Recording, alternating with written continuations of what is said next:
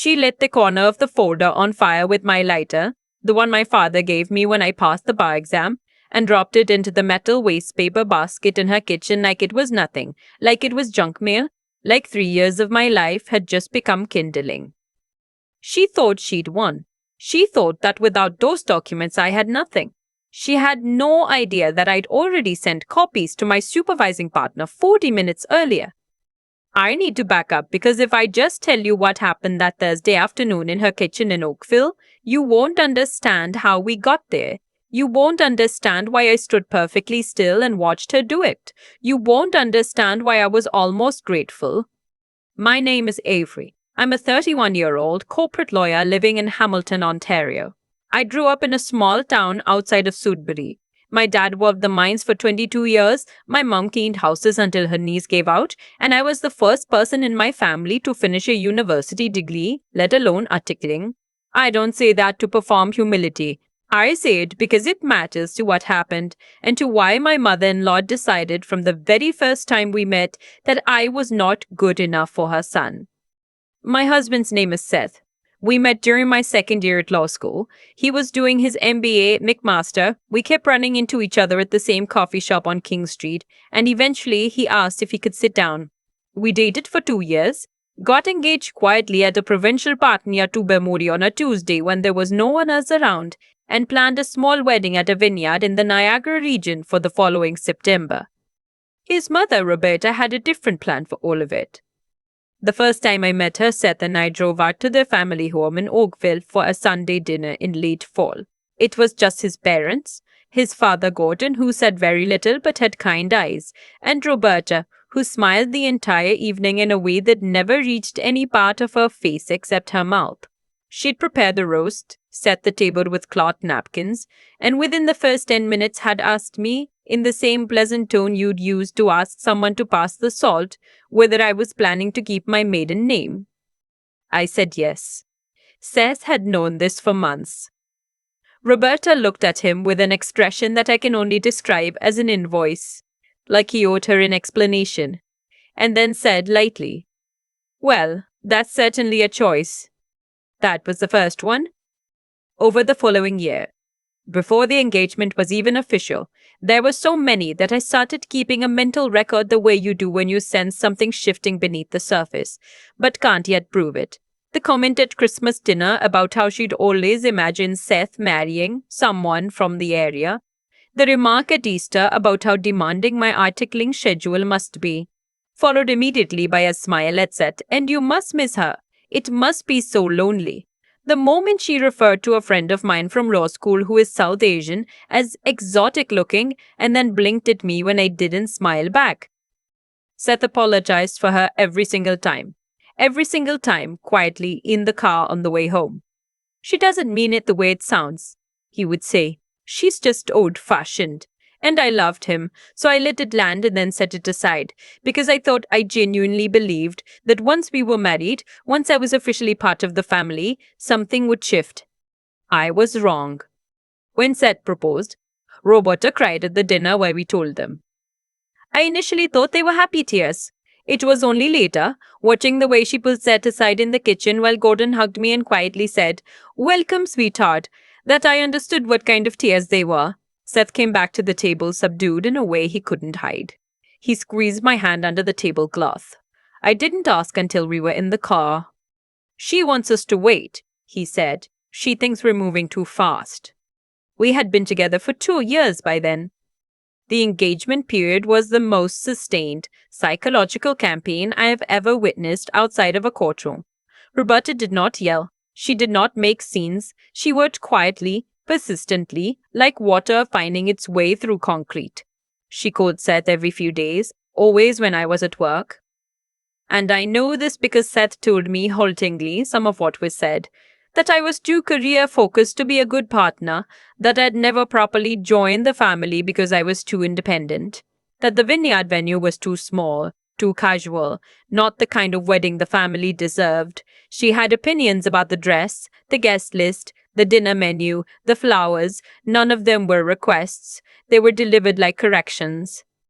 I had my own opinion about most of it and kept it to myself because the one time I expressed a preference directly to Roberta about the flowers, specifically that I wanted wild flowers instead of formal arrangements, she had looked at me with an expression of patient sorrow, like a teacher confronting a child who just doesn't understand, and said, "I'm only trying to help make it beautiful, Avery." Seth proposed a compromise on the flowers. I let it go. What I didn't let go, because I couldn't, was the morning she came to the bridal fitting. I had not invited her. My mum was there, and my two closest friends from law school, Chandra and Fiona, and my future sister-in-law, Seth's younger sister, Ishla, who was the one person in that family who had consistently been kind to me. Roberta arrived 40 minutes into the appointment with a bottle of Prosecco and a smile that told me she had decided this was her event now.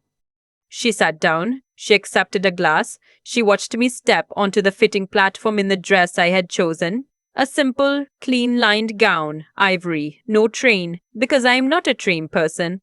And she tilted her head and said, "It's sweet. It just looks a little plain, doesn't it?" For a vineyard wedding, I always imagined Seth's wife in something more traditional. The seamstress went very still. My mom, who grew up in Sudbury and has the patience of a woman who has worked hard her entire life and does not have much tolerance for nonsense, put her glass down. Isla looked at the floor. I said calmly, "I love it." Roberta smiled. "Of course you do." That was 8 weeks before the wedding.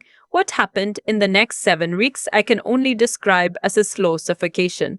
The kind where you can still breathe technically, but the air keeps getting thinner. Seth was under pressure. I could see him carrying in his shoulders and the way he hesitated before answering his phone.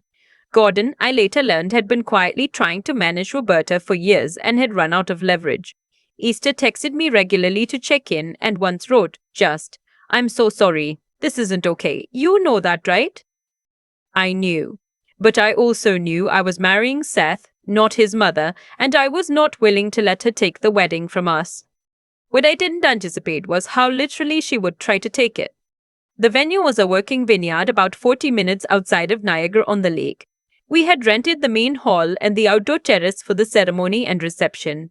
The bridal suite was a converted carriage house on the property. Stone walls, wide plank floors, good light.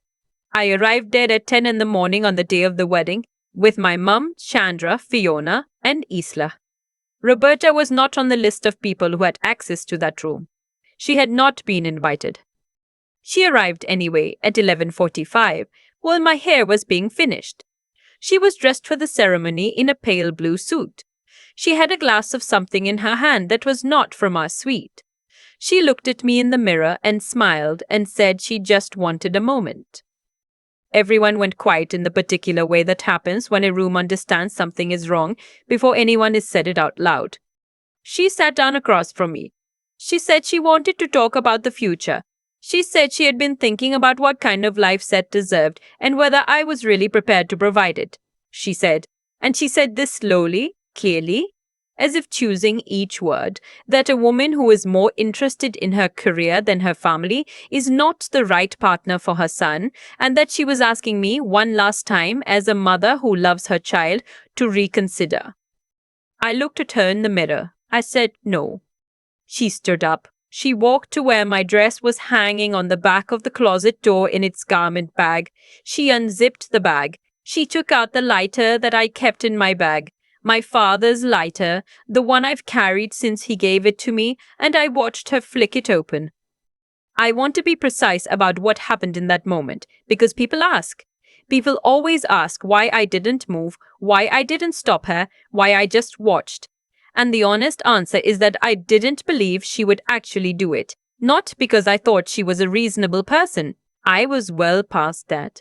But because I could not quite make the cognitive leap that this woman, in a vineyard carriage house in Niagara with guests arriving downstairs, was about to commit a criminal act. She held the lighter to the hem of the dress. The fabric caught faster than I would have expected. She dropped the lighter onto the hardwood floor, looked at me, and said, "I'm sorry it had to come to this." Then she walked out.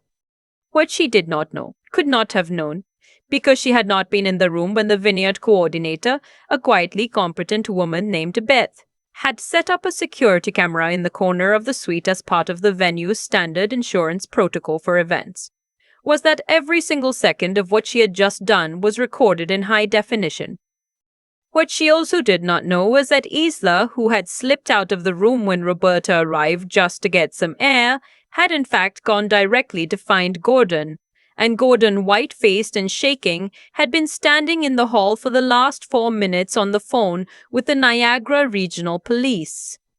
We put the dress out. My mum grabbed a bottle of sparkling water and a throw blanket and moved quickly and calmly in the way that women who grew up with very little have learned to move in emergencies, which is without wasted motion. The dress was ruined. The hem and lower third were gone. I stood in the suite in my robe and looked at what was left of it hanging there and felt not the thing you might expect, not devastation, something quieter, something that felt almost like clarity. Fiona put a hand in my arm. Chandra was already on her phone. "What do you want to do?" my mum asked. She was not asking about the dress. She was asking about everything. I looked at the time. I had 2 hours until the ceremony. I said, "I'm getting married today." What I wore instead was not a dress. 3 weeks before the wedding, on one of those late evenings when the anxiety about the whole situation had started to feel like a physical pressure behind my sternum, I had done something that I told no one about except Seth. I had contacted the venue coordinator and asked quietly whether there was a secondary option. Not because I expected anything to happen to my dress specifically, but because I had been dealing with Roberta long enough to understand that contingency planning was not paranoia. It was just practice. The coordinator, Beth, had connected me with a woman in Niagara-on-the-Lake who did costume and wardrobe work for the Shaw Festival and also rented formal wear for events. I had described what I needed. She had measured me over video. I had paid a deposit and given Beth a key to the storage room where it would be held.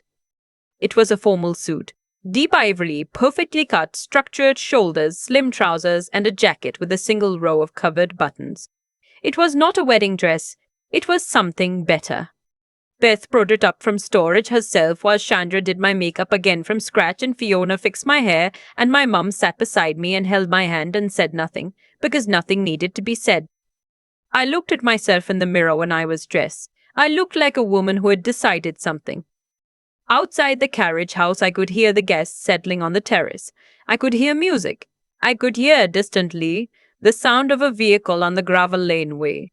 And later, I would learn that it was the police vehicle, arriving quietly, and that 2 officers had asked Roberta to step aside from the seating area, and that she had, at that point, understood something had changed. My father walked me down the terrace steps and across the grass. He was wearing his good suit, navy, the one he wears to every important occasion and keeps pressed in a bag in the back of his closet. He squeezed my arm once, tightly, when we reached the top of the aisle and said very quietly, "I'm proud of you, kiddo." When Seth saw me, he made a sound that wasn't quite a word. He looked at the suit and then he looked at my face and his eyes went wet and he shook his head very slightly like something had just confirmed itself to him. Later he told me that in that moment he understood completely and finally exactly who he was marrying. The ceremony was 22 minutes long.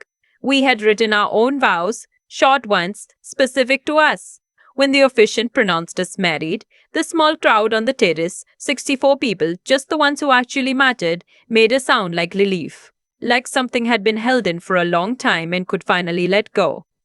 Roberta was not there for any of it. She was in the parking area of the vineyard speaking to 2 officers from the Niagara Regional Police Detachment who had been dispatched after Gordon's call. She was not arrested that day. But a file was opened. The venue coordinator had already emailed the security footage to Gordon and to Seth and to the officers before the ceremony began. The responding officers told her to remain available. In the weeks that followed, the situation moved in the way that legal matters move when the evidence is clear and the facts are not in dispute. The dress had been appraised at $4,200. The act of deliberately setting it on fire on private property met the threshold for mischief under the Criminal Code of Canada, Section 430, if you want to be precise about it, which I do, because I'm a lawyer and precision is how I make sense of things. Roberta's counsel She retained a civil litigator from Mississauga who called Seth twice trying to facilitate a family resolution, tried to characterize it as a momentary lapse in judgment driven by emotional distress. The footage made that characterization difficult to sustain. She ultimately paid restitution for the dress, plus the additional costs incurred that day. She entered into an undertaking that required, among other conditions, that she have no direct contact with me for 12 months. There was no criminal conviction recorded.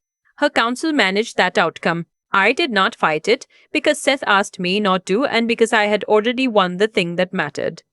Gordon called me about 3 weeks after the wedding. He was, I think, the person most shattered by all of it.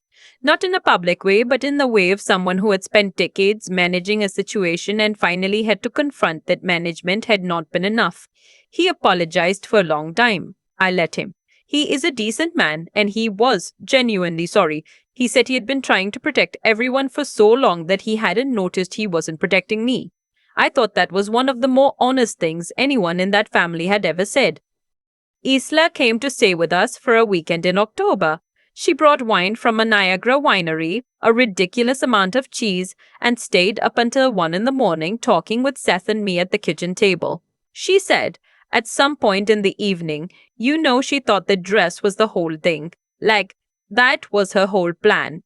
Take away the dress and you'd fall apart. She looked at me. She really didn't understand you at all. No, she didn't. There's a photograph from the wedding that I keep on my desk at work. It was taken by a photographer from behind, at the top of the aisle, just as my father and I started walking. My dad in his navy suit, shoulders back. Me in the ivory jacket, standing straight. The terrace, the vineyard, the late September light coming in at an angle over the vines. You can't see my face in it. You don't need to. What I know now, after everything, is that Roberta was not trying to stop a wedding. She was trying to prove something to herself, to Seth, maybe to me, about who had power in that family. She chose the dress because she thought it was the source of my confidence. She thought that if she took it, she'd take me apart. She didn't understand that what she burned was just fabric, and that I had been making contingency plans my entire life. The vineyard called us the following spring to ask if we'd be interested in booking our 1-year anniversary dinner. We said yes. Be brutila. I still think about the moment she dropped that lighter onto the floor and walked out. The confidence in her step. The way she didn't look back. She had spent 3 years trying to make me feel like I didn't belong. In that family, in that relationship, in the life Seth and I were building together. And on the morning of our wedding, she decided that a burning dress would be the thing that finally proved her right. What I've come to understand, sitting with all of it now, is that Roberta wasn't cruel without reason. She was afraid that Seth's life was moving in a direction she couldn't control, and that I represented everything she hadn't chosen for him. That fear drove every quiet comment, every loaded smile, every phone call made when I was at work. Fear dressed up as love has a particular texture to it. It takes time to learn to recognize it for what it is. But here's the thing about cause and effect that nobody tells you when you're in the middle of it. The way you respond to someone else's worst behavior becomes the foundation of what comes next. Every time I chose not to escalate, not because I was weak, but because I understood that my integrity was not something she could take from me, I was quietly building something. Every time I thought ahead, prepared for the thing I hoped would never happen, made the contingency plan, I was making a choice about who I wanted to be when the real test came. And the test always comes. It comes for everyone. What got me through that day wasn't luck. And it wasn't just a backup suit waiting in storage. It was the accumulation of every decision I'd made to stay clear-headed when she was trying to make me reactive. To plan carefully when she was counting on me to be caught off guard. To hold on to my own sense of what was right even when the people around me were slowly being worn down. That's not a talent. It's a practice. It's something you build deliberately, choice by choice, the same way you build anything that's meant to hold weight. My dad walked me down that aisle in his navy suit. 64 people who actually knew us sat on that terrace in the September light. Seth looked at me like I was something he recognized, something confirmed. And Roberta sat in a parking lot answering questions she had not planned to answer that morning. None of that was an accident. Actions produce outcomes. Not always quickly, not always neatly, but reliably. She acted from fear and contempt and the belief that she could break something that wasn't hers to break. I acted from preparation and clarity and the refusal to let someone else's worst moment define mine. Those were different seeds, and they grew into different things. I think about his lad texting me in the months before the wedding. You know that, right? She meant, you know, this isn't okay. She was extending something, a kind of witness, a kind of decency, in a situation where it would have been easier to stay quiet and keep the peace. That mattered. The people who show up honestly in the hard moments, the ones who tell you the truth when it costs them something. Those are the people worth building a life around. The photograph on my desk doesn't show my face, just my shoulders, straight. My father beside me, the light over the vines. That's enough. That's exactly enough.